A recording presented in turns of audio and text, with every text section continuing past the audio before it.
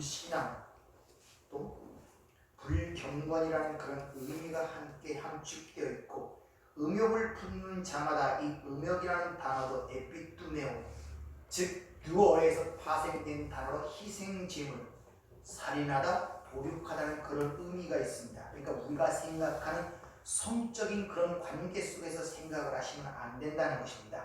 그리고 오른손을 떼어버리라는 그 내용은 창세기 3장의 선악과를 보고 따먹은 그때 그 사건을 기억시키면서 그런 일을 하지 않도록 하나님께서 당신의 아들 예수의 눈을 빼고 예수의 손을 십자가에 못 박았다는 그 내용을 지금 이렇게 설명하시고, 잠시 후에 벌어질 자신의 십자가의 사건을 이런 식으로 주님 지금 예시하고 있다는 것입니다. 그리고 아내를 버리는, 여자를 버리는 것이 아니라 아내를 버린다 그러죠. 그건 아내라는 것은 남편이 있다는 말입니다. 그때 이혼 증서라는 것은 포네리아 로고스, 왜곡된 말씀, 이런 뜻이 아니, 이혼 증서라는 것은 아포히스티온, 즉 성경 말씀이란 말입니다. 그러니까 자기의 아내를 따로 세우는데 그때 그에게 뭐를 주냐면 성경, 말씀, 율법을 줘서 그들의 실체와 그들의 상태를 그것으로 깨닫게 함으로 말미암아 그 자리에서 나와 예수 그리스도라는 남편과 결합되는 것이 얼마나 아름답고 가치 있는 일이 무엇인가를 가르쳐주는 것이 이혼 증서란 말입니다. 그래서 하나님께서 당신의 아내들에게 주어진 것이 이혼 증서, 성경이란 말입니다. 그걸 통하여 내가 어떤 위치에 있고 내 실체와 본질이 무엇인가를 깨달아 내가 누구와 연합이 되어야만이 영원한 하나님 나라의 백성이 될 수 있는가를 깨닫도록 준 것이 이혼 증서란 말입니다. 그런데 그거 없이 그런 왜곡된, 근데 이혼, 즉 음행한 이유 없이 포네리아 로고스, 잘못되고 왜곡된 것 외에는 내가 결코 너를 버리지 아니한다는 뜻이란 말입니다. 그러니까 이 전부 다 하는 일이 너는 이러하지 말고 저러하지 말고, 만약 그럴 때 네 눈을 빼내고 손을 잘라는 말에나 하나님께서 그 아들을 통하여 가능한 자신의 아내를 위하여 하시는 일을 지금 선포하고 가르치는 내용이 오늘 내용이에요. 그래서 나는 너에게 이르노니 이렇게 말씀한단 말입니다. 옛사람은 이렇게 말했지만 옛사람은 그렇게 알아서 나는 이렇게 말한다, 이런 말입니다. 그러니까 하나님의 말씀을 곡해해 들면 우리가 큰 위험성이 빠지는 거예요. 그러니까 이런 내용들을 설명해 나가는 것이 성경인데, 오전에 말씀드린 것처럼 창세기 17장에 보면 하나님께서 그렇게 백성들이 니들의 실체가 무엇인가를 가르쳐 주기 위해서 요한복음에 보면 17장에 보면 음녀가 짐승을 타고 있는 모습으로 그려진 것을 오전에 말씀드렸죠. 근데 그것이 무엇인가를 가리키기 위하여 성령으로 요한을 어디로 인도합니까? 광야로 인도하죠. 근데 앞에 계시록 12장에 보면은 그 여자가 아이를 출산한 이후에 그 여자를 하나님께서 양육하기 위하여 어디로 인도합니까? 광야 1260일 동안에서 양육받기 위하여. 그러니까 지금 성령을 통하여 요한이 지금 보는 그 상황은 하나님의 백성, 교회, 그 하나님의 자녀들이 광야에서 양육받고 있는 모습을 그려내고 있단 말입니다. 근데 그 모습이 어떤 모습이냐? 니들의 실체가 어떠함을 깨달아 다시는 그런 일을 행하지 않도록 만들어내는 그 모습을 압축됐는데, 그들의 실체가 어떠냐? 짐승을 타고 있는 음녀의 모습으로 그려내는 거예요. 근데 교회와 성도들은 그것을 보지 못하기 때문에 예수님이 우리 대신 음녀가 되어 짐승을 타고 있는 모습으로 그려지고 있단 말입니다. 근데 그 광야로 인도한 목적이 뭐를 위해서? 양육을 위해서 그를 인도했다 그러죠. 근데 그 양육의 궁극적 목적이 그리스도의 장성한 분량이란 말입니다. 그래서 예수님이 공생이 시작할 때 성령에 이끌려 광야로 가서 시험을 받죠. 그럼 그 예수 그리스도가 광야에서 어떤 일을 행하셨는가를 보면은 우리가 양육받는 도달 지점이 여기라는 걸 깨달을 수가 있지 않습니까? 그래서 예수님께서 공생이 시작할 때 성령에 이끌려 광야에서 시험받는 모습이 마태복음 4장에 기록이 되어 있단 말입니다. 그러니까 광야에 가서 시험을 받아 깨달아 이하는 성령에 의하여 이끌림을 받는 자만이 우리가 이 역사 속의 현세의 삶을 통하여 이해를 하게 되는 거예요. 내가 스스로 아는 것이 아니라. 그래서 니들이 거듭나지 않으면 볼 수도 들어갈 수 없다고 요한복음 4장에 단호하게 얘기하는 이유가 거기 있단 말입니다. 광야라는 것은 아무나 가서 보고 깨닫는 데가 아니란 말입니다. 그들은 그 광야로 보이지 않아요. 그래서 광야, 예수님도 성령에 이끌려 광야로 가셨단 말입니다. 요한도 성령에 이끌려 광야로 인도했단 말이에요. 그런데 거기서 양육 바다의 그 지점이 바로 예수님께서 그 광야에 이끌려 가셔서 행하신 그 세 가지 시험을 통하여 우리에게 주어지는 궁극적 하나님의 양육의 목적이 무엇인가를 우리에게 분명히 설명하고 있단 말입니다. 첫 번째 받은 시험이 뭡니까? 돌로 떡을 만들어 먹으라는 시험이죠. 그래서 주님 뭐라고 답하십니까? 사람이 떡으로만 사는 것이 아니요 하나님의 입으로 나오는 모든 말씀으로 산다고 단호하게 시험을 이기시죠. 이건 신명기 8장의 이야기를 인용한 것인데, 신명기 8장에 내가 너희를 광야 40년 동안에 뺑뺑 돌린 이유가 뭡니까? 거기도 똑같이 얘기해요. 사람이 떡으로만 사는 것이 아니요 여호와의 입에 나는 모든 말씀으로 사는 것을 너희로 알게 하기 위해서 40년의 광야 생활을 허락했다고. 그 이야기를 지금 인용하고 있단 말입니다. 무슨 말입니까? 하늘의 떡, 즉 생명이신 사람 돌이신 돌로 떡을 만들어 먹으랬죠. 그래서 성경은 항상 예수님을 돌로 비유합니다. 뜨인 돌, 산돌, 반석. 그 뜨인 돌이 떡이 되어 등을 죽으시는 그 사건은 너희가 육적인 어떤 생명을 연장하기 위해서 죽는 것이 아니라 하나님의 언약의 성취를 위해서 죽는 것임을 지금 곧 돌을 떡으로 만들어 먹으라는 그 사건 속에서 우리에게 가르쳐주고 있단 말입니다. 즉 지금은 마귀가 예수님을 통해서 복음을 사용하여 자신을 증명하고 자신을 자랑하기 위해서 돌이 떡이 되라. 다시 말하면 인간의 어떤 육적인 생명과 번영과 행복을 위해서 주면은 그것이 니를 자랑하는 그 사람을 따를 것이다. 이렇게 얘기했단 말입니다. 근데 그게 아니라 나는 그대로 죽어서 하나님의 언약을 성취해 온 것이지 너희들의 육적 생명의 번영과 행복을 위해서 온 것이 아니라고 단호하게 얘기하고 있단 말입니다. 요 얘기가 바로 오병이의 기적의 이야기 아닙니까? 그 떡 5개와 물고기 2마리, 보리떡. 예수님은 항상 성에서 보리떡으로 드러납니다. 보리떡 5개와 물고기로 오병이의 기적을 일으켰더니 그들이 그걸 보고 너희가 나를 찾은 까닭이 먹고 배부른 까닭이라는 거예요. 육적 생명을 위해서 나보면 표적을 보고 온 것이 아니라고 그들에게 얘기를 하죠. 바로 그 얘기를 통하여 예수님의 이 땅의 십자가의 죽으심은 우리의 육적인 생명의 어떤 번영과 행복을 위한 것이 아니라 하나님의 언약의 성취를 위한 것임을 단호하게 지금 얘기하는 거예요. 그래서 여호와의 입에 나오는 말씀으로 산다는 그 말은 하나님의 언약의 성취를 위해 사는 것이 성도의 본분이지 니들이 이 땅에 잠자는 그 육적인 생명의 어떤 것을 위해 사는 것이 아니라는 것을 단호하게 지금 보여주고 있단 말입니다. 그리고 너희가 두 번째로 네가 뛰어내리면 천사가 너를 순종될 것이라고 그랬죠. 무슨 말입니까 이것이?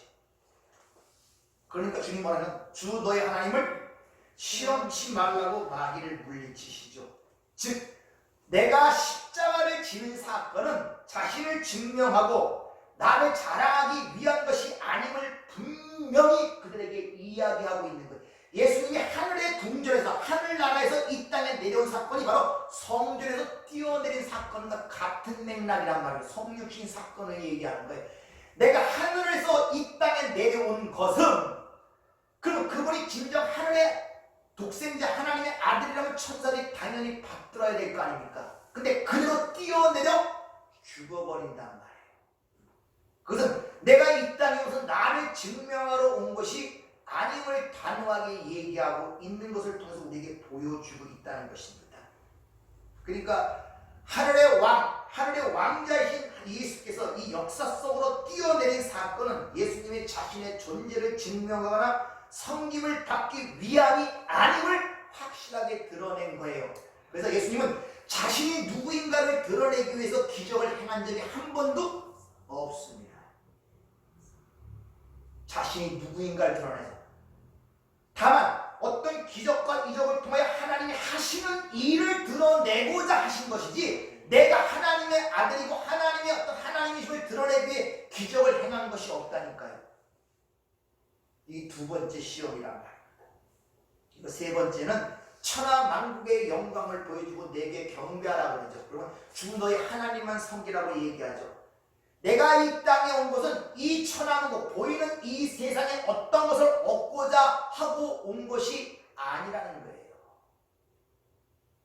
보이는 것을 얻고자 하는 하나님 나라의 완성을 위해서 왔다는 것입니다. 그럼 이 세 가지를 통해서 공통적으로 예수가 보여주신 모습이 뭡니까? 자기 자신을 자랑하고 증명하는 것이 아니라 하나님의 영광만을 위하여 자신을 부인함으로 하나님의 영광만 드러낸 것이 세 가지 시험 아닙니까? 이것이 하나님의 백성들이 양육의 목적이란 말이에요. 여기에 우리가 도달하기 위해서 하나님께서 역사라는 걸 허락하시고 우리를 양육하고 계시는 거예요. 주님이 요한복음 14장 마지막 절에 보면 오직 아버지를 사랑하는 것과 아버지 명하신 것을 행한 것을 세상에 드러내게 하게 하는, 요것이 양육의 목표 지점이란 말입니다. 우리를 이 지점으로 몰아가기 위해서 하나님은 우리 삶 속에 개입하여 우리를 지금 이끌어 가신다는 것을 여러분이 잘 기억하시길 바랍니다. 자, 그런 양육의 과정 속에서 우리를 그 양육의 과정 속에서 사용되는 도구가 뭐냐면 바로 우리가 사는 이 세상과 우리 안에 남아있는 마귀적 속성이란 말이다. 옛사람. 그러니까 세상과 내 안에 있는 마귀적 속성이 같은 내용을 갖고 있는 거예요. 세상이 우리 안에 있단 말입니다. 밖에도 있지만 우리 안에도 있어요. 그래서 굉장히 세상하고 친숙한 거예요. 마귀는 이 세상에도 있지만 내 안에도 있단 말입니다. 그걸 사용하여 니들의 실체가 무엇인가를 드러내고 있단 말입니다. 그래서 여자가 항상 마음의 갈등을 느끼는 이유가 바로 거기 있는, 그것이 바로 가난 정복 전쟁이에요. 끊임없이 갈등과 고민과 투쟁이 우리 안에서 일어나는 거예요. 그게 가난 정복 전쟁이란 말입니다.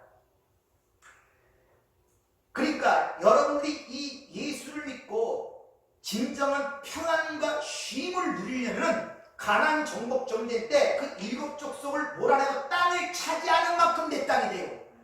다시 말하면 여러분 안에서 여러분의 영적 싸움을 통하여 그것들을 몰아내고 하나님의 영토가 하나하나 땅이 넓어지는 만큼 거기서 평안과 쉼과 행복과 기쁨을 누린단 말이에요. 그 전쟁에서 지면은 안 되는 거예요. 항상 갈등을 느끼고 불안과 불만과 불평과 짜증과 답답함과 이런 것들과, 그것은 내 안에서 땅이, 하나님 나라 땅이 확보가 되지 않은 거예요. 아직 그 가나안 7 족속을 몰아내지 못하고 있는 상태란 말입니다. 그 전쟁에 지고 있기 때문에 진정한 하나님으로부터 주는 평안과 기쁨을 누리지를 못하는 거예요. 이 여자의 실상이란 말입니다. 그 모든 의미를 담고 있는 것이 오전에 말씀드린 계시록 17장의 모습이란 말입니다. 그리고 그 여자의 실체를 발가벗겨 드러내는 것이 바로 여자가 타고 있다는 짐승의 모습을 통해 보여주는 거예요. 여기서 짐승을 타고 있다 그런데 이 카데마이라는 이 단어는 타고 있다는 그런 말보다도 그 아래에 있다 이 말이에요. 여자가 짐승 아래에 있다 이 말입니다. 짐승 아래. 그래서 어떻게 하나님께서 그걸 우리에게 보여주시냐면 계시록 12장에서는 여자의 모습, 하나님의 신부, 교회의 모습으로 보여주고 거기 13장에서는 짐승의 모습으로 변화되고 그 교회의 모습과 여자의 모습과 짐승의 모습이 혼합되어 그 보여진 것이 계시록 17장이에요. 그걸 통틀어서 바벨론이라고 그러고 18장에서 그 바벨론이 완전히 멸망하는 모습으로 드러나고 19장에서 하늘에서 혼인잔치의 모습으로 완성되는 모습으로 그려지는 것입니다. 따라서 이 음녀, 짐승, 여자의 이야기는 세상의 이야기가 아니라 교회의 이야기며 또한 누구의 이야기? 성전인 나의 이야기라는 사실을 잘 기억하셔야 됩니다. 항상 말씀드리지만 생명책에 농명되지 못한 자는 불못으로 떨어집니다. 요한계시록에 가면 그 생명책에 기록된 자, 농명된 자라는 뜻은 우리처럼 어떤 문서에 내 이름이 기록된다는 뜻이 아니라 하나님의 말씀이 내 것으로 내 이야기로 들려지는 자가 생명책에 농명된 자예요. 근데 이것이 나의 이야기가 아니라 너의 이야기로 들려버리면 그것이 율법책에 의하여 그 행위에 의하여 판단받고 지옥에 떨어진단 말입니다. 바리새인들처럼.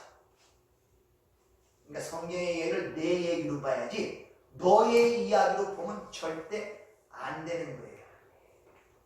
그러니까 성경 전체 이야기가 나에 대한 이야기예요. 아멘. 전부 다 나에 대한 이야기란 말입니다. 바로 그 짐승의 모습이 광야에서 그리스도의 장성한 분량까지 자라도록 하는 하나님의 양육을 받고 있는 여자에게서 보여지더란 말이에요. 그것이 여자가 짐승을 타고 있다 이렇게 표현하는 거예요. 하나님에 의하여 광야에서 양육을 받고 있는 그 하나님의 아내, 하나님의 신부, 하나님의 백성들의 모습 속에서 바로 짐승의 모습이 드러나더라 이런 말이에요. 발가 비끼신단 말입니다. 선악과를 따먹고 율법의 주체자가 되어 무화과나무로 자기 수치를 가린 그 무화과나무를 하나님이 걷어내신단 말입니다. 그걸 걷어내야 하나님이 친수도 만드시 가지고 의외로 세마포 옷 예복이 그에게 주어지는 거예요. 그 모습을 바로 짐승을 타고 있는 음녀의 모습으로 상징적으로 그려지는 거예요.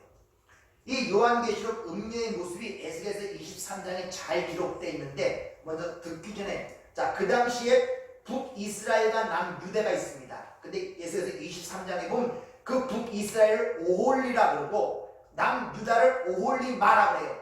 근데 그 당시에 그들이 각각 자기들이 좋아하는 나라가 있고 의지하는 나라가 있었어요. 그다음에 강대국인 아수르, 바벨론이 그들의 신랑으로 삼가 의지하는 그런 상황을 하나님께서 빗대어서 그들의 음녀고 그들에게 어떻게 하나님이 그들을 고쳐 나가실 것인가를 얘기하는 것이 에스겔서 23장 전체 이야기인데 일부만 한번 들어보도록 하죠. 1장부터 23장 1절부터 27절까지 잘 들어보세요. 또 여호와의 말씀이 내게 임하여 이르시되 인자야 두 여인이 있었으니 한 어머니의 딸이라. 그들이 애굽에서 행음하되 어렸을 때 행음하여 그들의 유방이 눌리며 그 처녀의 가슴이 어루만져졌나니 그 이름이 형은 오홀라요 아우는 오홀리바라. 그들이 내게 속하여 자녀를 낳았나니 그 이름으로 말하면 오홀라는 사마리아요 오홀리바는 예루살렘이니라. 오홀라가 내게 속하였을 때 행음하여 그가 연애하는 자 곧 그의 이웃 아수르 사람을 사모하였나니 그들은 다 자색옷을 입은 고관과 감독이요 준수한 청년이요 말 타는 자들이라. 그가 아수르 사람들 가운데 잘생긴 그 모든 자들과 행음하고 누구를 연애하든지 그들의 모든 우상으로 자신을 더럽혔으며 그가 젊었을 때 애국 사람과 동침하매 그 처녀의 가슴이 어루만져졌으며 그의 몸에 음란을 쏟음을 당한 바 되었더니 그가 그때부터 행음함을 맞이 아니하였느니라. 그러므로 내가 그를 그의 정든 자 곧 그가 연애하는 아수르 사람의 손에 넘겼더니 그들이 그의 하체를 드러내고 그의 자녀를 빼앗으며 칼로 그를 죽여 여인들에게 이야기거리가 되게 하였나니 이는 그들이 그에게 심판을 행함이니라. 그 아우 오홀리바가 이것을 보고도 그의 형보다 은욕을 더하며 그의 형의 가늠함보다 그 가늠이 더 심함으로 그의 형보다 더 부패하여졌느니라. 그가 그의 이웃 아수르 사람을 연애하였나니 그들은 화려한 의복을 입은 고관과 감독이요 말 타는 자들과 준수한 청년이었느니라. 그 두 여인이 한 길로 행함으로 그도 더러워졌음을 내가 보았노라. 그가 음행을 더하였음은 붉은색으로 벽에 그린 사람의 형상 곧 갈대아 사람의 형상을 보았으니 그 형상은 허리를 띠로 동이고 머리를 긴 수건으로 쌌으며 그의 용모는 다 준수한 자 곧 그의 고향 갈대아 바벨론 사람 같은 것이라. 그가 보고 곧 사랑하게 되어 사절을 갈대아 그들에게로 보내매 바벨론 사람이 나와 연애하는 침상에 올라 음행으로 그를 더럽히매 그가 더럽힘을 입은 후에 그들을 싫어하는 마음이 생겼느니라.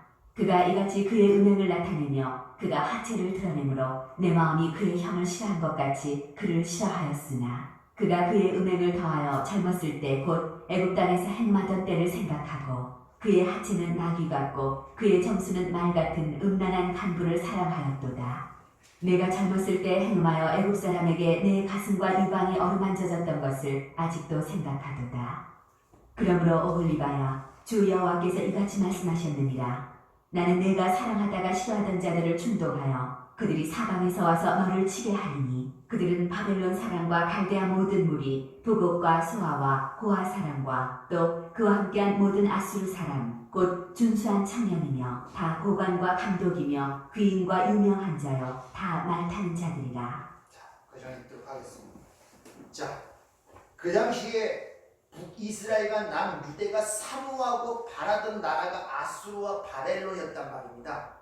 자기의 남편으로 그쪽을 의지하고, 그런데 하나님께서 그들이 그렇게 사모하고 바라던 아수르와 바벨론을 통하여 북이스라엘과 남유대를 발가벗겨 죽이겠다는 지금 그 말씀이란 말입니다. 이것이 왜냐하면 그렇게 너희들이 그에 의해 죽어야만이 다시 그런 음행으로 돌아가지 않는다는 그 말씀을 상기시키면서 애굽에 어렸을 때 애굽에서 행함하던 일을 기억시키죠. 여러분들 애굽에서 그들이 이끌어냈을 때 광야에서 노상 문제만 생기면 애굽으로 돌아가자 그러죠. 근데 돌아갈 수 있었습니까? 못 돌아가요. 홍해를 막아버리고 그들이 다 광야에서 죽이는 것이 이스라엘 백성들의 광야 40년이었거든요. 그 이야기가 여기서 반복되고 있단 말입니다. 그런데 그렇게 가늠한 이스라엘을 발가벗기고 죽이도록 하나님의 도구로 사용되는 아수르와 바벨론의 공통적 특징을 뭐라고 묘사하냐면은 다 그들은 자색옷을 입고 호감과 감독이요 준수한 청년이요 말타는 자들이라. 무슨 말입니까? 여자들의 마음을 홀랑 뺏어갈 만큼 아주 매혹적이고 매력적인 사람들이었단 말입니다. 그러니까 신랑으로 사모하고 그들과 간음을 하죠. 그런데 그렇게 사모하고 가던 그들이 바로 그 북이스라엘과 남유대를 죽이더란 말이에요. 왜? 누구에 의하여? 하나님에 의하여. 그래서 실제로 북이스라엘이 아수르에게 주전 721년에 멸망당하잖아요. 남유대가 586년에 바벨론에게 완전히 멸망당하잖아요. 하나님의 그 약속이 그대로 이루어졌단 말입니다. 그것이 요한계시록에서는 바로 짐승에 의하여 뜯어 먹히는 방식으로 그려지고 있단 말입니다. 니들이 그렇게 좋아하고 타고 의지했던 그것에 의하여 그 여자가 죽어버리는 거예요. 이거는 우리 삶 속에서 잠깐만 눈 돌려 보면 항상 내가 좋아하고 바라던 것에 의하여 여러분이 고통을 받고 있단 말입니다. 그런 맥락의 의미에서 지금 여러분이 이해하시면 쉽게 이해가 되실 것입니다. 계시록 17장 16절에 보면 내가 본 바 이 열불과 짐승은 음료를 미워하여 망하게 하고 벌거벗게 하고 그의 살을 먹고 불로 아주 살리라.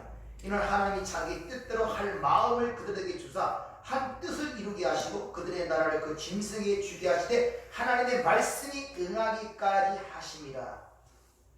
즉 짐승이 음료를 미워하고 망하게 하고 벌거벗게 하고 그 살을 먹고 불로 아주 살라버리는 그것이 하나님의 시킨 일이었단 말이에요. 왜? 당신의 신부의 간음을 막기 위하여. 즉 우리의 옛사람 하나님을 떠나 스스로 독립적으로 살고자 하는 그 이혼한 상태, 간음한 그 상태를, 그 옛사람을 하나님이 죽여나가시는 거예요. 뭘 통해서? 그 옛사람이 좋아하던 그 신랑을 통하여, 그 남편을 통하여, 그 옛사람이 의지하고 그렇게 좋아하던 그것을 통하여 그 음녀를 죽여간단 말입니다. 그래서 짐승을 타고 있다. 그 타고 있는 짐승에 의하여 여자가 뜯어먹히는 모습으로 성경은 그려지고 있고, 역사 속에서 북이스라엘과 남유대가 그렇게 좋아하던 아수르와 바벨론에 의하여 멸망당하는 모습으로 성경은 그려지고 있다는 것입니다. 자, 간음을 뭐라고 얘기했습니까? 하나님을 떠나서 하나님처럼 삶을 추구하는 모든 것들을 간음이라고, 그런 상태를 이혼한 상태라고 말씀을 드렸죠. 그것이 어디서 일어났습니까? 에덴 동산 선악과 사건 속에서 일어났죠. 즉 피조물이 선악과를 따먹고 자기가 선악과의 판단자, 주체자가 되어서 그 살겠다는 그 자체, 그게 뭡니까? 율법주의 아닙니까? 율법의 주체자가 되어 선악과를 따먹고 선악체계 안에서 자기가 선악을 분별하는 자로 살아가는 자, 그 율법주의라고 한단 말입니다. 그러면 짐승 위에 앉아있는 자는 누굽니까? 바로 그걸 따먹은 아담의 군상들을 상징하는 게 바로 짐승 위에 앉아있는 여자고, 그 여자가 지금 같이 있고자 의지하는 것이 뭡니까? 율법, 선악을 따먹은 율법주의를 얘기하는 거예요. 그래서 그 율법주의 행함에 의하여 어떤 자기의 자랑과 가치를 찾고자 하는 그 율법에 의하여 그 여자가 죽어버린다는 말입니다. 그거에 의하여 이 땅에서 모든 멸망들이 어디를까? 자기가 가장 의존하던 그거에 의하여 죽는단 말이에요. 그래서 주님이 그걸 이런 말을 쓰죠. 칼을 쓰는 자는 칼로 망한다. 하나님의 법을, 하나님의 말씀을 칼로, 검으로, 율법으로 쓰게 되면 그 칼에 의하여 자기가 죽는단 말입니다.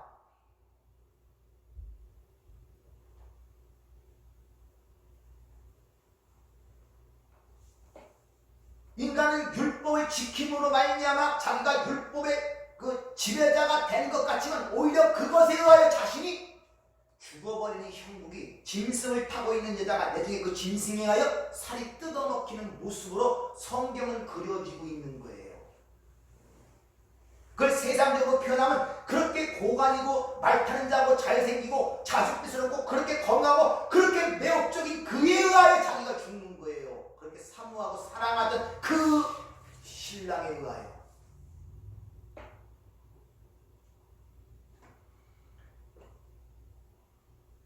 근데 그것이 전부 다 하나님의 뜻이었다는 거예요. 그래서 에덴 동산 중앙에 진짜 먹지 말아야 할 선악과 같은 거 왜 하필 중앙에 놓습니까? 그걸 변두리에 놔지. 거기에 그리고 그 나무라는 단어가 단수예요. 생명나무가 거기에 없었단 말입니다. 나무는 하나만 있어요. 선악과. 근데 그걸 어떻게 처음에는 생명나무로 보지 못하고 선악과로 보게 만들었단 말입니다. 일부러 먹게 만들었단 말이에요.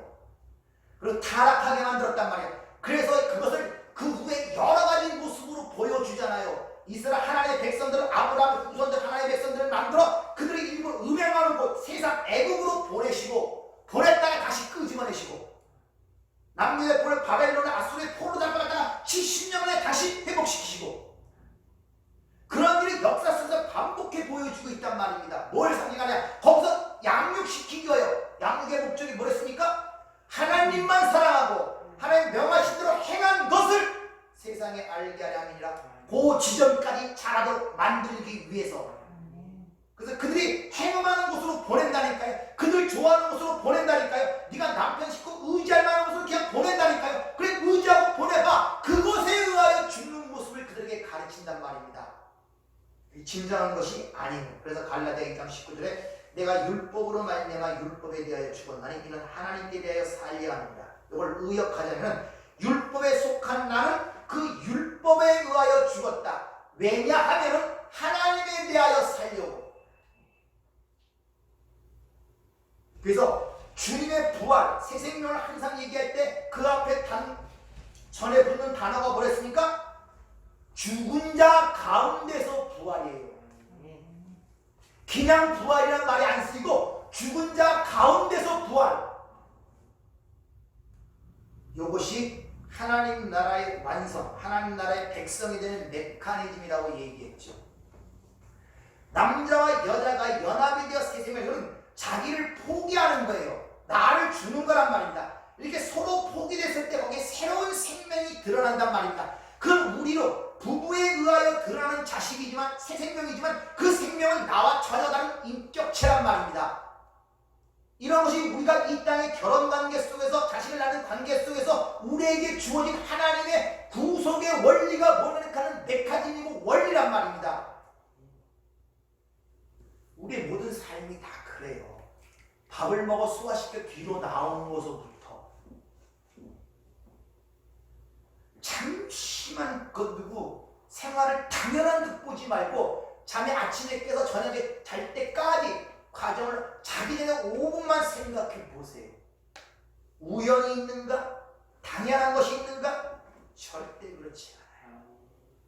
하루하루가 기가 막히게 이 시계의 촉진과 시계의 반응보다 더 정확하게 맞아 들어간다는 걸 여러분 아십니까? 우연은 없어요. 당연한 것도 없습니다. 절대. 그런데 사도 바울이 그렇게 말한 다음에 바로 다음 구절에 그렇게 율법에 의하여 맞아 죽었는데 그것이 예수 그리스도 안에서 죽었다 이렇게 얘기해요. 그러니까 누가 주는 것입니까? 예수. 예수가 주는 거예요. 아멘. 예수가. 내가 율법으로 말미암아 율법에 대해 죽음에 하나님에 대해 살려야 돼. 그런데 그 죽음이 그리스도 예수 안에서의 죽음이라는 거예요. 그것이 바로 그 이야기가 지난주에 말씀드린 로마서 7장 우리의 그전의 남편이 율법이었단 말이에요. 내가 타고 있고 내가 의지하는 짐승이 율법이었단 말이에요. 근데 그 율법이 남편을 입는 동안에 절대 남에게 장가가지 못해. 왜? 법을 어기고 간음한 여인이 돼 있대.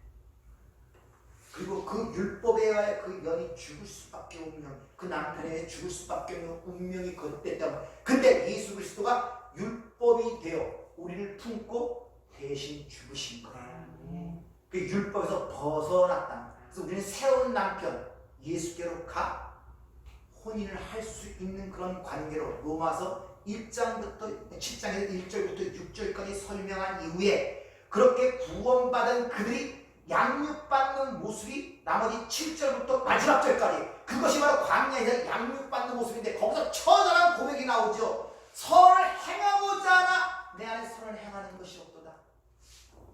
오호 나는 곤고한 자로다. 이 사망은 누구를 건드려. 그게 양육.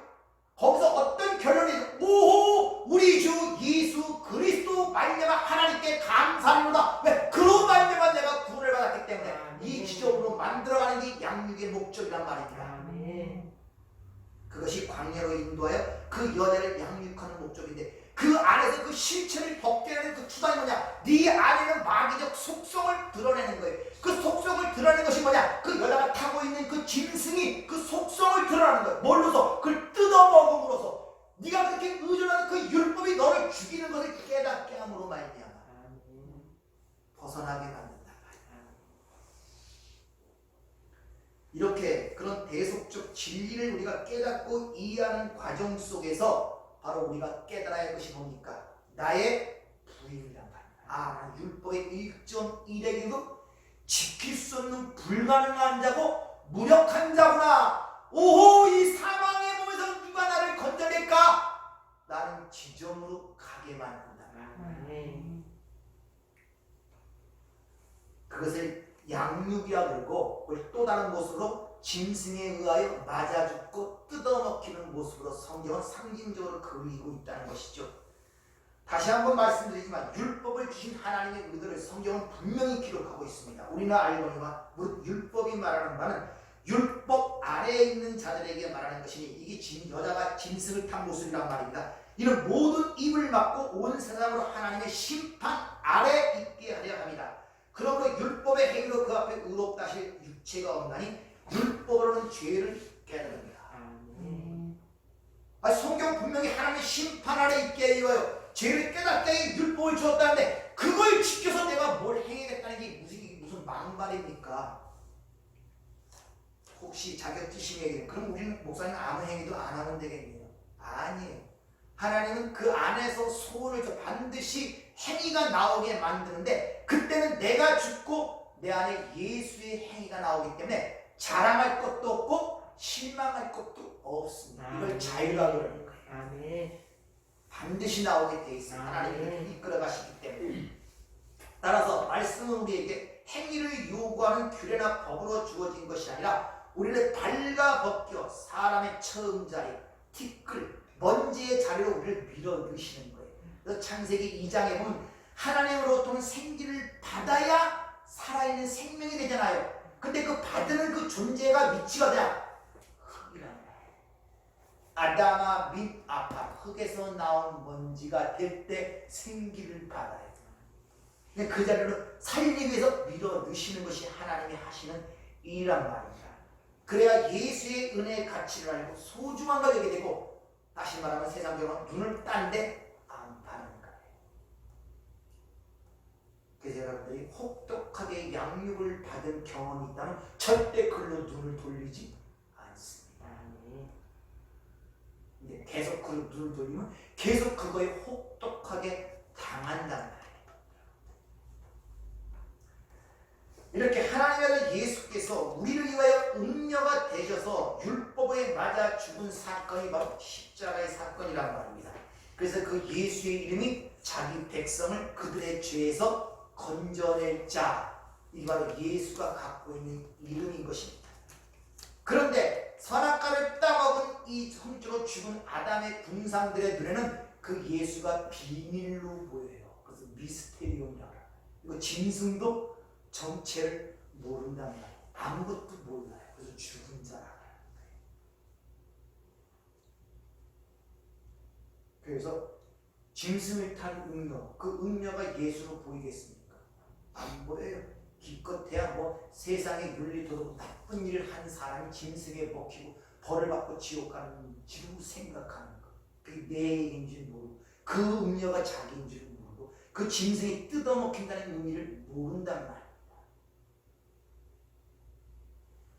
그러니까 하나님을 이야기하고 예수를 이야기하고 십자가를 얘기하고 사랑을 얘기하고 은혜를 얘기하고 순교 헌신 이런 것들을 얘기한다고 해서 하나님을 아는 자도 아니고 하나님을 말하는 자도 아니란 말입니다. 잘 분별하셔야 돼요. 그래서 부지런히 하나님의 말씀을 배우고 읽고 깨달아야 하기 때문에 주님이 마지막 대위명령하실 때 내가 너에게 분부한 것을 가르쳐 지키게 하라. 아멘. 이렇게 말씀하시고 승천하신 것입니다. 이렇게 예수님께서는 가늠한 자, 이혼한 자의 상태는 당신의 백성들에게 당신이 음녀가 되어 짐승, 즉 율법을 타고 있는 모습으로 그리고 그 짐승에 잡혀먹는 모습을 통하여 너희들의 실체가 이런 것이었음을 보여주는 거란 말입니다. 우리는 스스로 그 일을 하지 못하고 스스로를 보지 못하니까 하나님의 아들의 우리의 위치가 되어 음녀가 되어 짐승을 타고 짐승이 뜯어먹히는 모습으로 우리의 실체를 우리 앞에 발가벗겨 보여주신 거란 말입니다. 그러면 어이코 우리가 어찌해야 됐고 형제가 어찌해야 됐고 이런 절절한 자신의 통의 회복이 나와야 되지 않겠습니까? 남의 얘기로 들리니까 통의 자복이 안 나와요. 그래서 너희가 제사를 원하는 것이 아니라 상한 마음, 통회하는 마음을 원하신다고 주님이 말씀하시잖아요. 아멘. 그렇게 오랫동안 제사를 드리면서도 그것이 뭘 의미하는지를 모르는 거에 눈이 가려 있으니까. 근데 그게 지금도 신약이라는 이 현대 교회에서 계속 되어지고 있단 말입니다.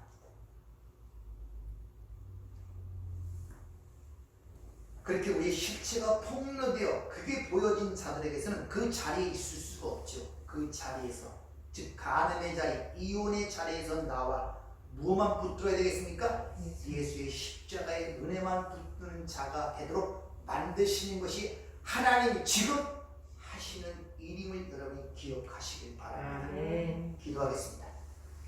주님, 우리들의 눈을 열어 우리의 실체와 그 위에 내려주시는 그 한량없는 하나님의 은혜와 사랑을 보게 하옵소서. 아멘. 그리고 찬송하며 감사하는 삶이 되게 하여 주시옵소서. 아멘. 예수님 이름으로 기도하옵나이다. 아멘.